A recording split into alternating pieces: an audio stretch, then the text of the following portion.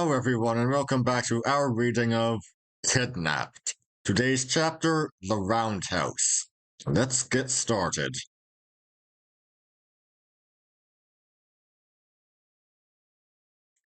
One night, about 11 o'clock, a man of Mr. Riach's watch, which was on deck, came below for his jacket, and instantly there began to go a whisper about the forecastle that Sean had done for him at last.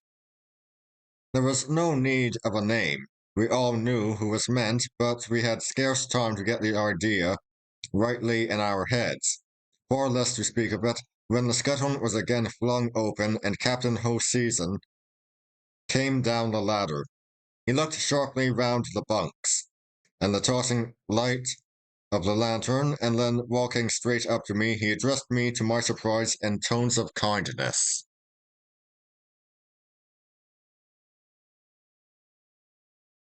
"Aye, man," said he, "we want ye to serve in the Roundhouse. Ye and Ransom are to change berths. Run away aft with ye."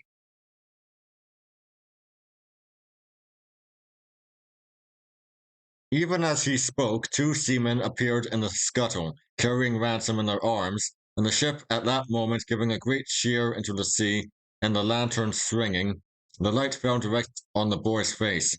It was as white as wax, and had a look upon it like a dreadful smile. The blood in me ran cold, and I drew in my breath as if I had been struck.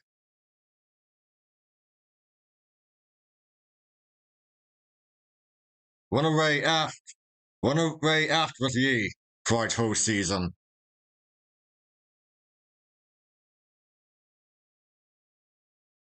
And at that I brushed by the sailors and the boy, who neither spoke nor moved, and ran up the ladder on deck.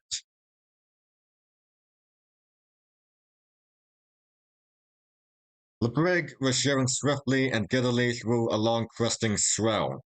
She was on the starboard tack, and on the left hand, under the arched foot of the foresail, I could see in the sunset stone quite bright. This, at such an hour of the night, surprised me greatly, but I was too ignorant to draw the true conclusion that we were going north about round Scotland, and were now on the high sea between the Orkney and Shetland Islands, having avoided the dangerous currents of the Pentland Firth. For my part, who had been so long shut in the dark and knew nothing of headwinds, I thought we might be halfway or more across the Atlantic. And indeed, beyond that, I wondered a little at the lateness of the sunset light. I gave no heed to it, and pushed on across the decks, running between the seas, catching at ropes, and only saved from going overboard by one of the hands on deck, who had always been kind to me.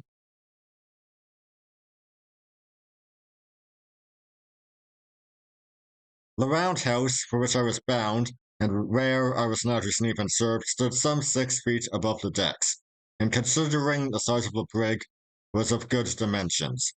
Inside were a fixed table and bench, and two berths, one for the captain, and the other for the two mates, turn and turn about. It was all fitted with lockers from top to bottom, so as to stow away the officers' belongings and a part of the ship's stores. There was a second storeroom underneath, which you entered by a hatchway in the middle of the deck. Indeed, all the best of the meat and drink, and the whole of the powder were collected in this place, and all the firearms, except the 2 pieces of brass ordnance, were set in a rack in the aftermost wall of the roundhouse. The most of the cutlasses were in another place.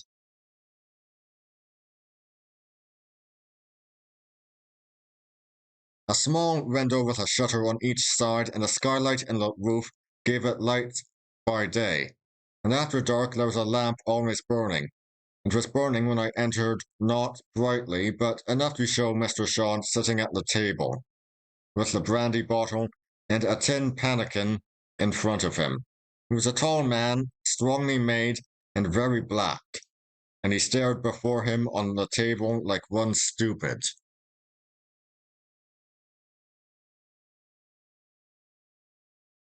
He took no notice of my coming in, nor did he move when the captain followed and leant on the berth beside me, looking darkly at the mate.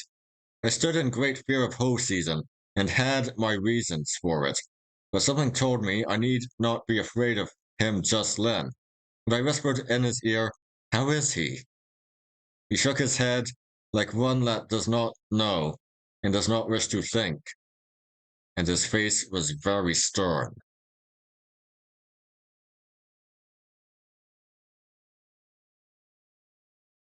Presently, Mr. Riach came in and gave the captain a glance that meant the boy was dead as plain as speaking and took his place like the rest of us, so that we all three stood without a word, staring down at Mr. Shawn, and Mr. Shawn, on his side, sat without a word, looking hard upon the table.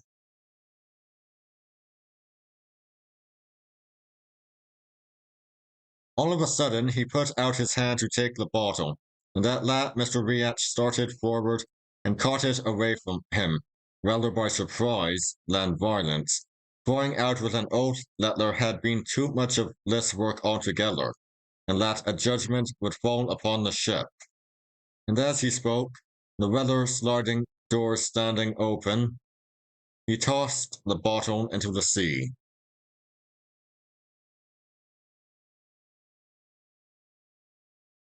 Mr. Shawn was on his feet in a trice.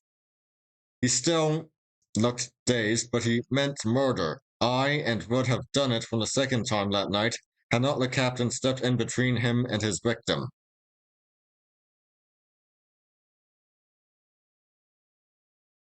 Sit down, roars the captain. Ye sot and swine, do ye know what you've done? You've murdered the boy.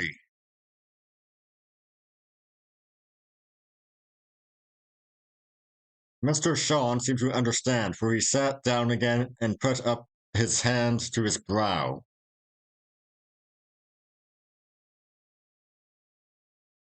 Well, he said, he brought me a dirty pannikin.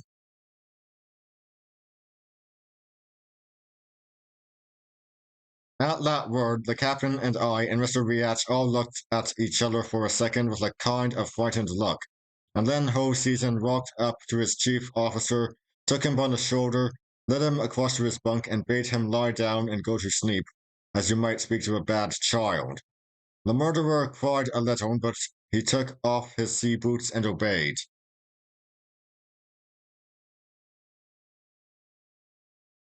Ah, cried Mr. Riach with a dreadful voice, ye should have interfered long seen.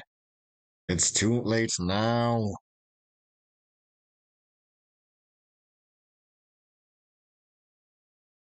Mr. Riach, said the captain, this night's work must never be Kent and Dysart. The boy went overboard, sir. That's what the story is, and I would give £5 out of my pocket. It was true. He turned to the table. What made ye throw the good bottle away? He added. There was nae sense in that, sir. Here, David, draw me another. They're in the bottom locker. And he tossed me a key. You'll need a glass yourself, sir, he added to Riach.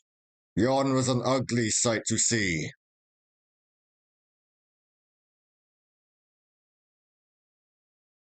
So the pair sat down and hobnobbed, and while they did so, the murderer, who had been lying and whimpering in his berth, raised himself upon his elbow and looked at them and at me.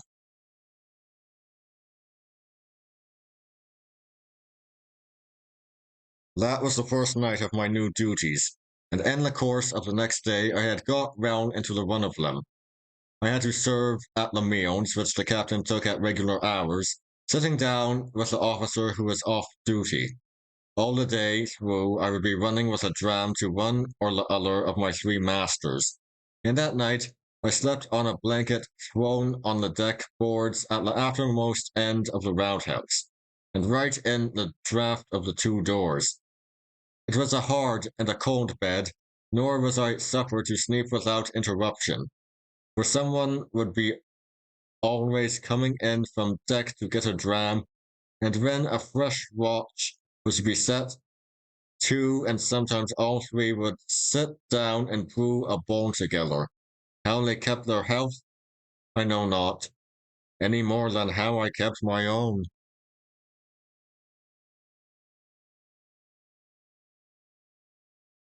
And yet, in other ways, it was an easy service. There was no cloth to lay, the meals were either of oatmeal porridge or salt junk, except twice a week, when there was stuff. And though I was clumsy enough, not being firm on my sea legs, sometimes fell with what I was bringing them. Both Mr. Riach and the captain were singularly patient. I could not but fancy they were making up leeway with their consciences, and that they would scarce have been so good with me if they had not been worse with Ransom.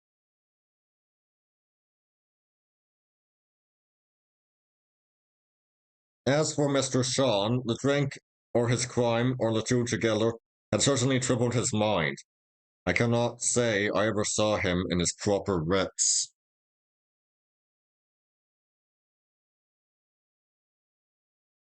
He never grew used to my being there, stared at me continually, sometimes I could have thought with terror, and more than once drew back from my hand when I was serving him.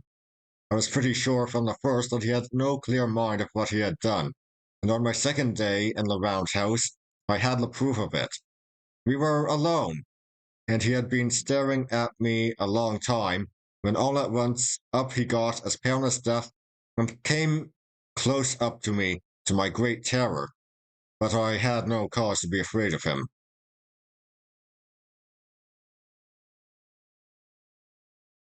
You were not here before? He asked.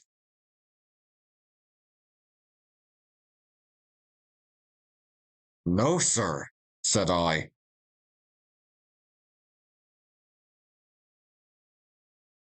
There was another boy, he asked again, and when I had answered him, "Ah," says he, "I thought that," and went and sat down without another word except to call for brandy.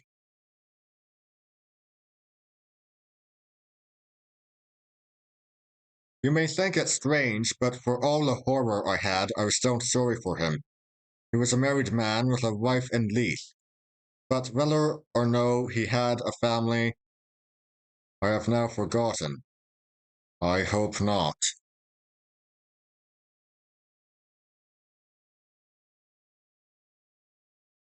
Altogether, it was no very hard life for the time it lasted, which, as you are to hear, was not long. I was as well fed as the best of them.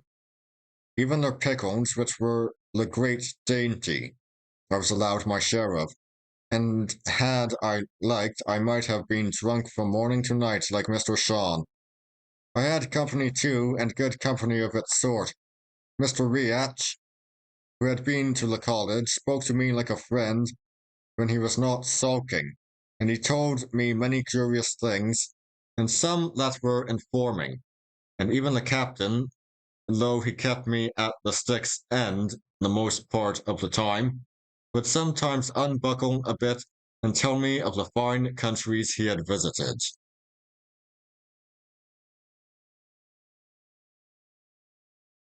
The shadow of poor Ransom, to be sure, lay on all four of us, and on me and Mr. Sean in particular most heavily. And then I had another trouble of my own. Here I was doing dirty work for three men that I looked down upon, and one of whom at least should have hung upon a gallows. That was for the present. And as for the future, I could only see myself slaving alongside of Negroes in the tobacco fields. Mr. Riach, perhaps from caution, would never suffer me to say another word about my story. The captain, whom I tried to approach, rebuffed me like a dog, and would not hear a word. And as the days came and went, my heart sank lower and lower till I was even glad of the work which kept me from thinking.